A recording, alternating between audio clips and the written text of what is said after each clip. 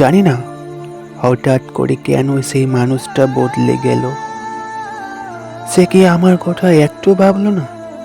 অন্যের হাত ধরতে রাজি হয়ে গেল। আজ আমি বড্ড একা হয়ে গেছি। মন ও প্রাণ থেকে খালি খালি অনুভব করছি। তবে জীবনে প্রথমবার কষ্টের নদীতে সাঁতার কাটতে শিখলাম। আজ হয়তো সেই বউরূপে অন্যের হাত ধরে হাসি মুখে বিদায় নিচ্ছে। তবে সে ভালো থাকুক। আমি না হয় হেরে গেলাম তার ভালোবাসায়।